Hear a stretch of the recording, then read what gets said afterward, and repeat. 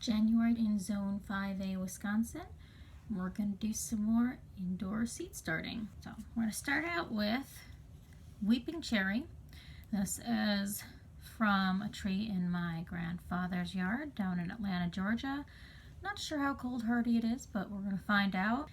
I have had a notoriously hard time growing cherries from seed here in Wisconsin, which is a little surprising to me considering Wisconsin is known for growing really good cherries and cranberries, right?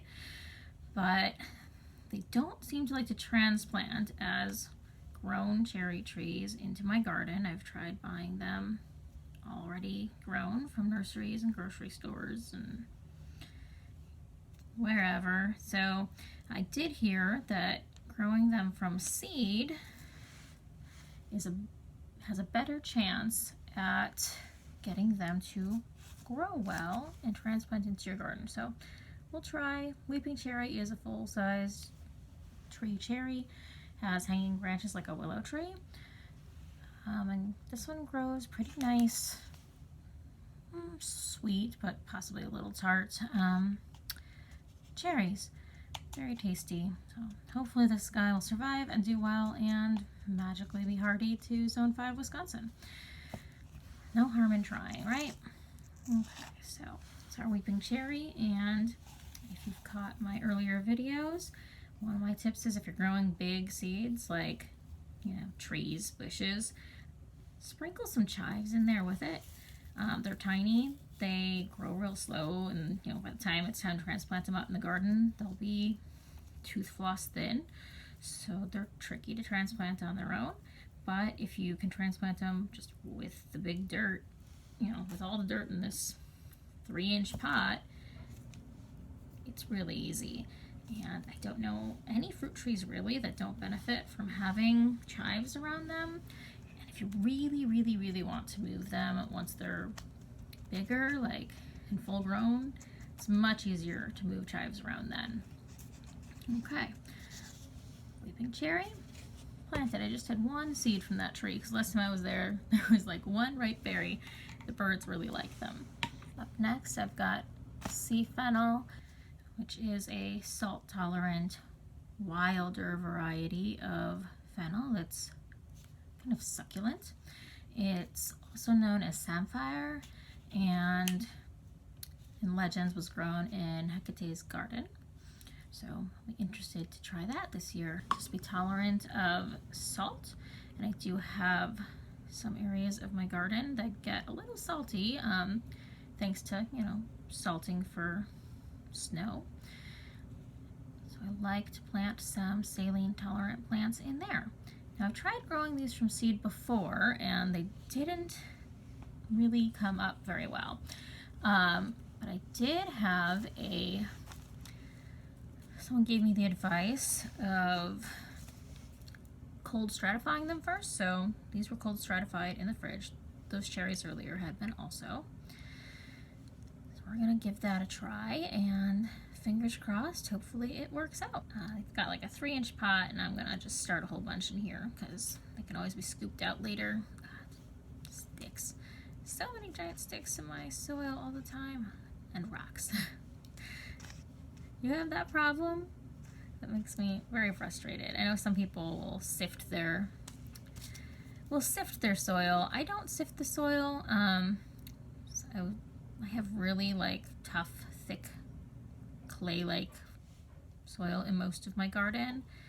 And I like my plants to have a tiny bit of struggle when they're getting started so that they develop really tough roots.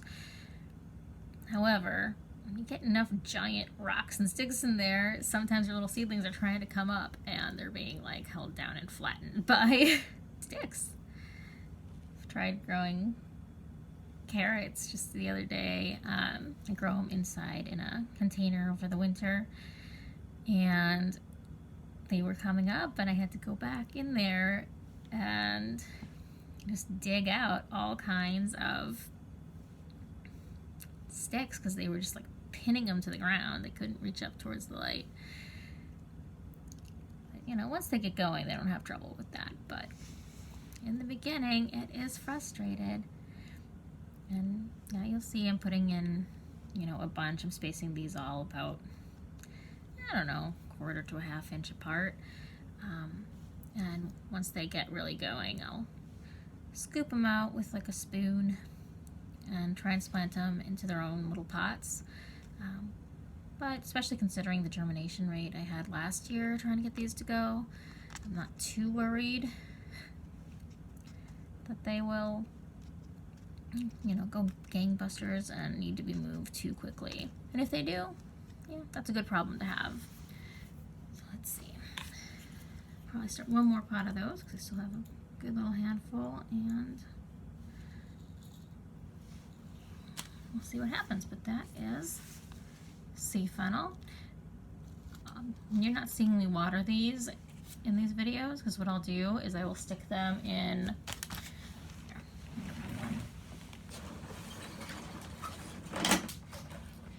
just, you know, the seed starting tray, and I'll put water in the bottom of that. All the pots have holes in the bottom, and they will suck up the water from there. It's always better to water from the bottom if you can.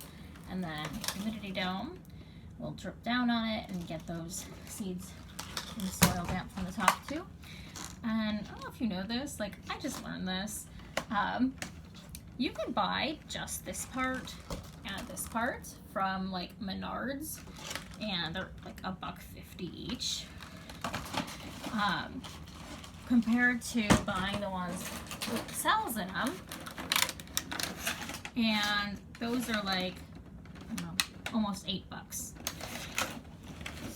which, you know, call me crazy, but $3 to $4 for a set of these is better for me, especially since I find that, like, and you can buy them separate, because this part a lot of times will just like crack and get brittle from the sun, because I do start seeds in these things over the summer and stuff too out here, or like the early spring I'll stick them out in this, and just the use cracks them after a season or two. These bottoms, they do pretty well, except I have a giant puppy. Many of you have seen Radcliffe, and he will be really good, and then all of a sudden he'll decide to like pounce on them and crack them, and then they don't hold water, so they don't work as well anymore. But that was like something awesome I discovered this year, because I always need like one piece and have the other. And you know, the cells themselves are fairly indestructible, so I just reuse those. They fit from pretty much all the kits into these spare sets. That works out good. But yeah, so that's why you won't see me water them. I just will water from the bottom by sticking water in that tray, and it seems to work really well. And then you don't get, well, I haven't gotten, you know, algae or like mold or any of those problems with my soil that I hear some people struggle with. And I think that might be part of the reason why.